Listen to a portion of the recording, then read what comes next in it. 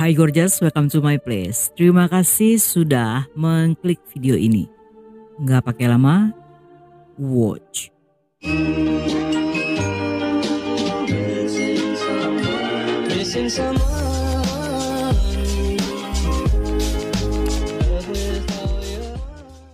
Sebelum lanjut ke cerita, buat kalian yang suka dengan video durasi sepanjang jalan kenangan, saya punya rekomendasi channel baru yang bernama Mabar Kriminal, yang pastinya menggoda untuk ditonton.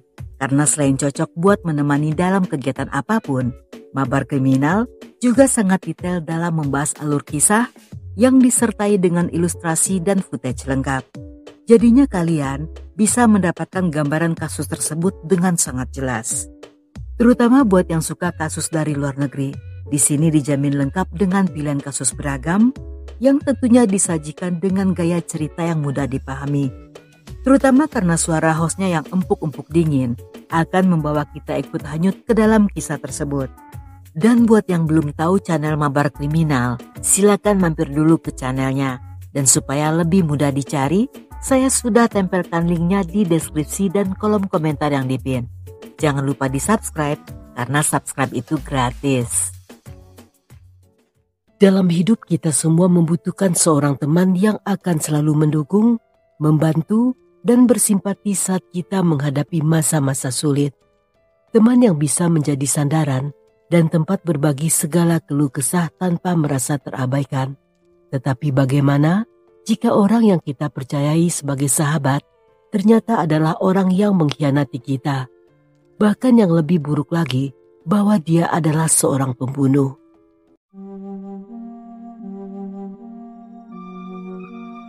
Gabonga adalah sebuah kota kecil yang terletak di Provinsi Agusan del Norte, Filipina. Kota ini dikelilingi oleh keindahan alam khas pedesaan. Dengan hamparan sawah hijau, pepohonan rindang, dan sungai-sungai kecil yang mengalir tenang. Kehidupan di Gabonga berjalan dengan lambat. Dengan penduduknya yang kebanyakan bekerja sebagai petani, nelayan, atau pedagang kecil. Di kota inilah hidup seorang gadis remaja bernama Bea. Di usianya yang baru 15 tahun, dia bercita-cita ingin menjadi seorang guru. Meskipun keluarganya hidup sederhana, kedua orang tuanya selalu memberikan dukungan penuh. Mereka bekerja keras agar Bea bisa sekolah di sebuah sekolah swasta di kota Kabatbaran. Bertepatan dengan masa pandemi, mereka pun mengirim sang putri ke kota tersebut. Namun karena jarak kota ke rumah itu sangat jauh, sehingga Bea yang merupakan anak bungsu, saat itu tinggal di sebuah rumah kos sederhana yang berada di pinggiran kota. Di rumah kos itulah, Bea bertemu dengan seorang teman bernama Rahman yang dikenal dengan panggilan Ayumi. Ayumi adalah seorang ladyboy berusia 22 tahun. Meskipun usia mereka terpaut 7 tahun, namun keduanya menjadi cepat akrab dan menjadi teman dekat. Persahabatan mereka pun semakin dalam, di mana mereka selalu bersama-sama bagaikan sepasang sepatu. Dimanapun Bea berada, di sana selalu ada Ayumi, dan hampir setiap hari keduanya membicarakan banyak hal serta melakukan kegiatan layaknya remaja lain. Kedekatan tersebut seringkali dibagikan dalam postingan media sosial. Ayumi bahkan juga mengenalkan Bea pada teman-teman ladyboy lainnya. Dan Bea pun juga menjadi akrab dengan para gadis berjakun tersebut. Pada 6 Juni 2020 sekitar jam 2.43 siang, Ayumi kembali memposting foto mereka di Facebook.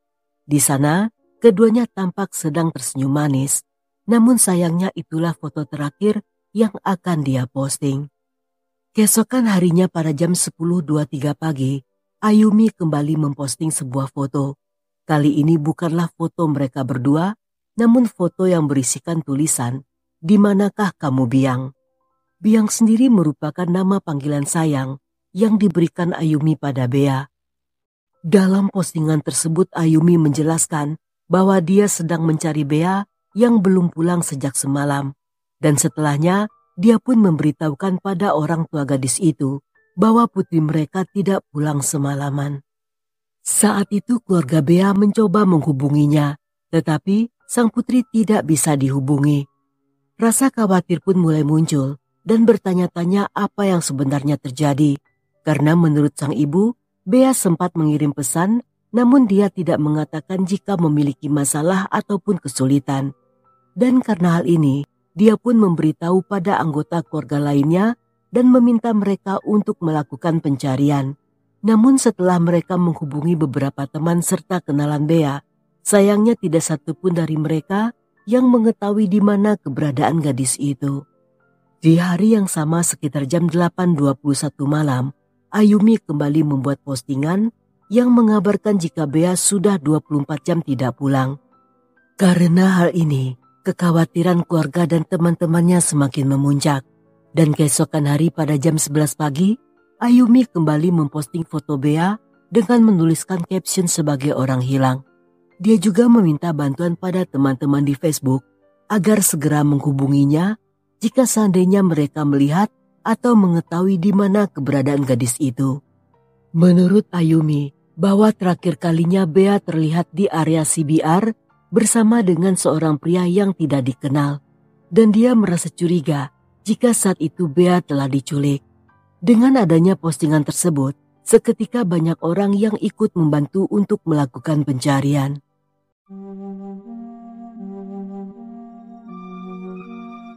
Masih di hari yang sama sekitar jam 5 sore, seorang pria yang tengah ziarah ke kuburan kerabatnya yang berada di Taman Pemakaman Umum Kabatbaran mendapati pemandangan yang mengejutkan. Saat menyalakan lilin, dia melihat sosok wanita tergeletak di dekat makam tersebut. Wanita itu memakai baju kaos merah maron dan celana pendek denim. Wajahnya ditutupi jaket dengan noda darah yang masih menempel. Walaupun pria itu sangat syok, namun dia segera melapor pada polisi. Setibanya di TKP, polisi melihat korban dalam kondisi menggenaskan dengan 2 luka tusuk pada bagian perut. Dan saat petugas mengangkat jaket yang menutupi wajahnya, tampak pada bagian leher juga terdapat luka akibat sajam. Karena bau busuk yang tercium sudah mulai berkurang, polisi meyakini jika korban telah meninggal selama beberapa hari dan diperkirakan TKP pembunuhan juga dilakukan di tempat tersebut.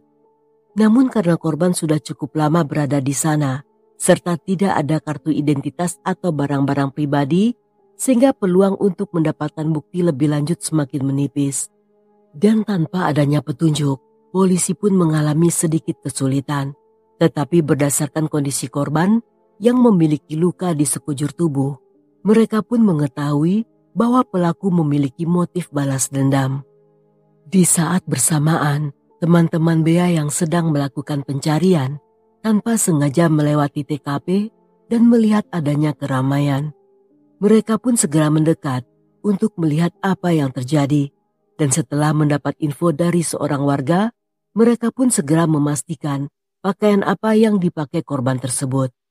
Setelahnya mereka pun pulang untuk menemui Ayumi dan memberitahu apa yang terjadi serta menceritakan apa yang dipakai korban. Dengan cepat Ayumi mengatakan bahwa pakaian tersebut sama persis dengan baju yang dipakai Bea. Dan mendengar hal ini, bersama dengan Ayumi, mereka pun kembali ke TKP untuk memberitahukan identitas korban. Ayumi sendiri saat itu menangis sedih ketika melihat kondisi sang sahabat yang tampak babak belur. Saat orang tua Bea mengetahui tentang tewasnya sang putri, seketika mereka pun merasa hancur, terutama ibunya yang tidak bisa membayangkan derita seperti apa yang telah Bea alami. Semua impian mereka untuk si bungsu seketika menghilang, dan pengorbanan mereka demi cita-cita Bea yang ingin menjadi guru saat itu terasa sia-sia karena sang putri sekarang telah tiada.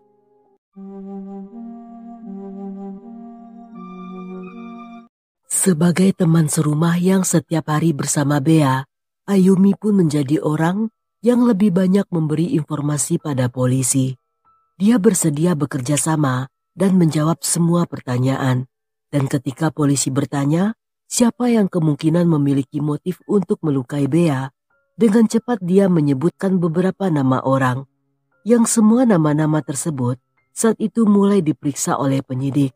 Namun saat polisi menemui mereka, tidak satu pun dari orang-orang itu yang memiliki motif untuk melenyapkan Bea. Sehingga untuk sementara waktu, kasus ini pun masih berjalan di tempat. Polisi yang kembali menanyai Ayumi saat itu mulai bertanya tentang awal mula pertemuan dan bagaimana mereka bisa menjadi sahabat, serta apa yang terjadi di hari Bea menghilang. Dan menurut Ayumi, pada sore hari di tanggal 6 Juni, ketika mereka sedang ngobrol di tempat kos, tiba-tiba Bea memberitahu bahwa dia akan pergi dengan seseorang yang akan ditemuinya. Dan tidak lama setelahnya, seorang pria pun datang untuk menjemputnya. Selama penyidikan berlangsung, hampir setiap hari Ayumi mendatangi kantor polisi. Dia kembali menyebutkan nama-nama yang kemungkinan memiliki motif. Hanya saja setelah diperiksa, semua nama-nama tersebut tidak terlibat dalam kasus ini. Dan di saat polisi hampir patah semangat, tanpa diduga mereka mendapat info dari seorang gadis bernama Annalisa yang merupakan teman Bea dan juga teman Ayumi.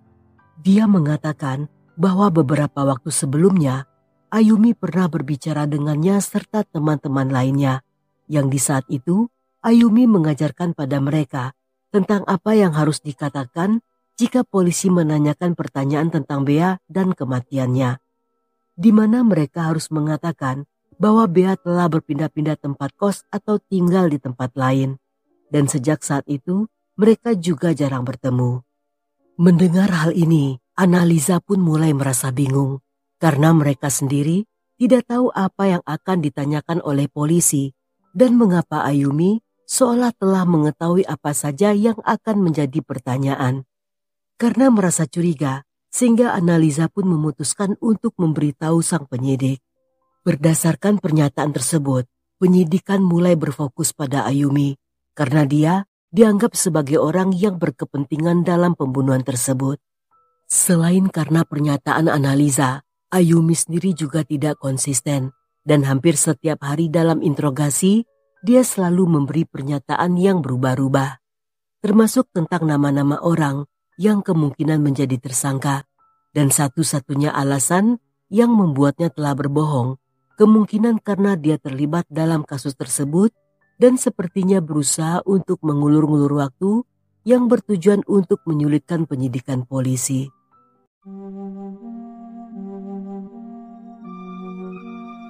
Dalam masa-masa ini, polisi mulai melakukan pemeriksaan pada CCTV dan mereka cukup beruntung karena di sekitar area lingkungan rumah kos Bea terdapat satu kamera CCTV yang merupakan milik tetangganya. Dalam rekaman tersebut sekitar jam 6 sore, tampak gadis itu keluar sendirian. Tidak ada pria atau siapapun yang menjemputnya seperti keterangan Ayumi sebelumnya. Menurut pengakuan Annalisa, Bea tidak memiliki pacar dan tidak berhubungan dengan pria manapun. Di antara kedua sahabat itu, hanya Ayumilah yang memiliki pacar dan dia merasa curiga mungkin saja ini ada hubungannya dengan kasus itu. Karena selain Bea juga mengenal kekasih Ayumi yang bernama Ken, pemuda itu tampaknya juga menyukai Bea. Meskipun Ayumi mengetahuinya, namun dia tidak pernah menunjukkan rasa marah. Annalisa juga mengungkapkan bahwa pada malam ditemukannya jasad Bea, salah satu postingan Ayumi menarik perhatian netizen dan mendapat banyak komentar beragam karena jawaban yang diberikan oleh sang ladyboy. Dalam komentar tersebut, salah seorang netizen bertanya apa yang menjadi penyebab kematian Bea. Yang dijawab oleh Ayumi, jika Bea tewas akibat 2 luka tikaman di perut dan sayatan di lehernya. Jawaban tersebut seketika memancing netizen lain yang menanyakan bagaimana Ayumi bisa mengetahui tentang detail tersebut, sedangkan jasad baru saja ditemukan dan hasil otopsi belum diumumkan. Hal ini membuat netizen lain menuduh Ayumi telah sengaja memposting hal-hal tersebut demi untuk menghindari kecurigaan polisi pada dirinya. Sedangkan menurut yang lain, saat itu Ayumi sedang keceplosan dan tanpa sengaja menyebutkan hal-hal yang diketahui oleh polisi. Dan dia bisa saja memiliki keterlibatan dalam kasus tersebut serta pura-pura membantu polisi sebagai cara untuk mendapatkan info terbaru. Mengetahui hal ini, polisi pun segera memanggil Ken, yang menurut pemuda itu, tepat di hari kejadian sebelum Bea menghilang, dia dan Ayumi sempat bertengkar hebat dan putus di hari yang sama. Saat itu sang kekasih merasa cemburu pada Bea setelah mendengar pengakuan Ken yang terang-terangan mengatakan bahwa dia menyukai Bea. Dan setelah pertengkaran tersebut, Ken segera meninggalkan rumah kos Ayumi dan selanjutnya dia tidak tahu apa yang terjadi. Dari pengakuan tersebut, polisi kembali menginterogasi Ayumi yang pada awalnya sang ladyboy menolak semua tuduhan. Tetapi setelah dibeberkan semua bukti, serta rekaman CCTV yang bertolak belakang dengan kesaksian sebelumnya, seketika Ayumi tidak bisa mengelak lagi. Ayumi yang saat itu memakai kostum baju ketat serta celana pendek dengan pose duduk yang super slay sambil menangis terisak-isak, dia pun mulai menceritakan segalanya, yang dari pengakuan tersebut terungkap semua hal-hal yang menggelikan.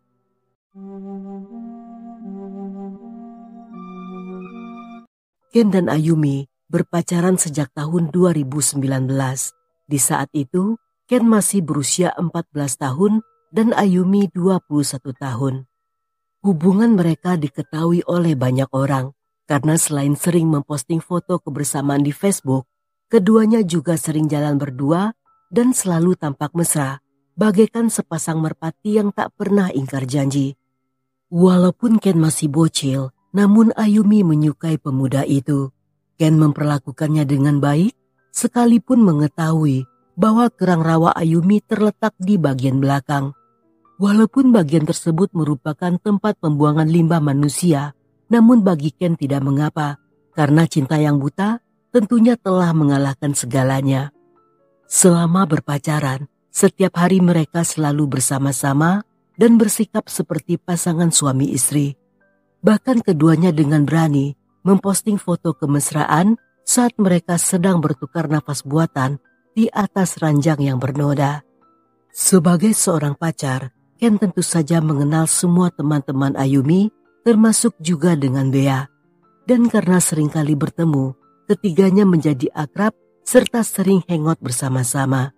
Namun seperti kata pepatah, jangan pernah memasukkan orang ketiga dalam hubungan kita. Karena hal inilah yang akan menjadi duri dalam daging. Dan itulah yang terjadi pada pasangan ini. Karena seringkali bertemu, pada akhirnya Ken yang sejatinya penyuka kerang rawa asli, secara diam-diam mulai berpaling hati. Tanpa setahu Ayumi, dia pun menyatakan perasaannya pada Bea. Hal ini membuat Bea sangat kaget, tetapi saat itu dia hanya diam saja dan tidak memberitahu Ayumi. Walaupun tidak menyukai Ken, namun gadis itu juga takut memberitahukan sang sahabat karena tidak ingin menyakiti perasaan Ayumi. Melihat perhatian Ken yang semakin hari semakin besar pada Bea, Ayumi pun mulai menyadari perubahan itu. Walaupun pada awalnya Ayumi mencoba untuk bersikap tenang, tetapi pada akhirnya dia mulai merasa terganggu yang membuat amarahnya memuncak hingga ke ubun-ubun. Hingga pada satu waktu ketika dia mengkonfrontasi Ken, dengan wajah tanpa dosa, pemuda itu pun mengakui telah menyukai Bea. Hal ini membuat Ayumi semakin cemburu, yang membuat keduanya bertengkar hebat.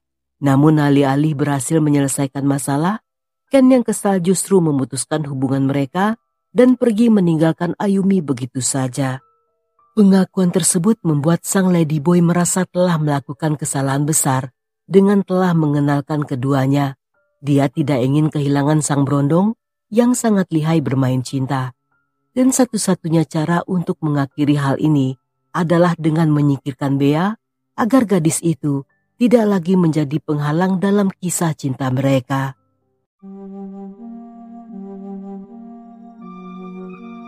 Setelah berpikir dengan matang, Ayumi yang telah mempersiapkan segalanya, di hari kejadian memberitahukan pada Bea untuk datang ke area pemakaman karena ada seseorang yang ingin bertemu dan sedang menunggunya di sana. Bea yang tidak tahu apa yang terjadi, tanpa curiga segera pergi ke lokasi tersebut. Namun setibanya di sana, dia tidak melihat siapapun dan bermaksud untuk kembali pulang. Tetapi saat akan pergi, dia dikagetkan dengan Ayumi yang muncul secara tiba-tiba. Sebelum Bea sempat bertanya, dengan nada keras, sang ladyboy menuntut penjelasan mengapa Bea tega mengkhianati persahabatan mereka dengan merebut Ken dari tangannya. Dan dia juga mengatakan bahwa dia telah menyerahkan kesuciannya yang sangat berharga pada Ken, sehingga sangat sulit untuk kembali menemukan seorang pemuda normal yang mau berpacaran dengan seorang ladyboy yang saat itu telah tidak suci lagi. Dan Bea tentunya telah merusak impian masa depannya karena Ken telah memutuskan hubungan mereka agar bisa memacari Bea. Mendengar pengakuan tersebut, Bea pun merasa kaget.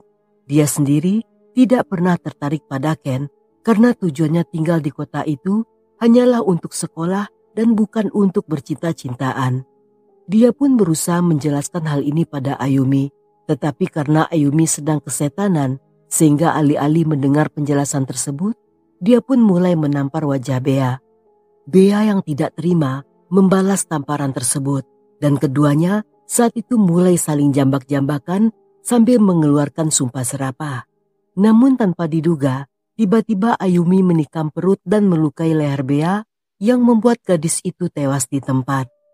Setelah memastikan Bea meninggal, dia pun menutupi wajah gadis itu dengan menggunakan jaket milik Bea.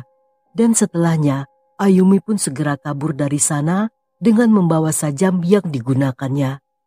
Keesokan paginya sebelum memposting tentang hilangnya Bea, dia sempat memposting sebuah status yang diakhiri dengan emoji gambar patah hati, tanda tanya, sukacita, dan sebuah sajam. Yang dari postingan tersebut seolah menunjukkan jika Ayumi terluka setelah ditinggalkan sang kekasih, tetapi merasa senang dengan apa yang dilakukannya menggunakan sajam tersebut. Agar perbuatannya tidak ketahuan, Ayumi berusaha terlihat peduli dengan menangis dan seolah tampak prihatin. Dan setiap hari membantu polisi yang bertujuan untuk mengalihkan penyidikan. Dia bahkan menyebutkan nama beberapa orang yang sama sekali tidak terkait dalam kasus ini. Namun semua usahanya sia-sia karena pada akhirnya kebenaran akan terungkap dengan sendirinya.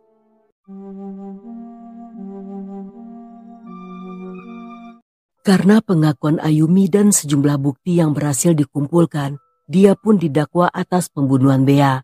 Meskipun kasus berhasil dipecahkan hanya dalam waktu 8 hari, tetapi karena proses peradilan di negara itu terkenal lambat, hingga saat ini Ayumi masih berada di penjara dan masih menunggu proses yang berjalan. Belum dipastikan kapan persidangan akan dilakukan, namun semua orang, terutama bagi keluarga Bea, mereka berharap Ayumi akan mendapatkan hukuman yang setimpal dan Bea akan mendapatkan keadilan. Menurut para jaksa, dalam tindakan yang dilakukannya, terlihat jelas bahwa Ayumi melakukan hal tersebut terdorong oleh rasa marah serta pengkhianatan kekasihnya. Hanya saja mengapa Bea yang menjadi tempat pelampiasannya, sedangkan gadis itu bahkan tidak menyukai atau tidak menerima perasaan Ken. Dan berdasarkan undang-undang yang berlaku di negara itu, kemungkinan Ayumi akan mendapat hukuman berat, yang kemungkinan penjara seumur hidup atau penjara selama 20 tahun.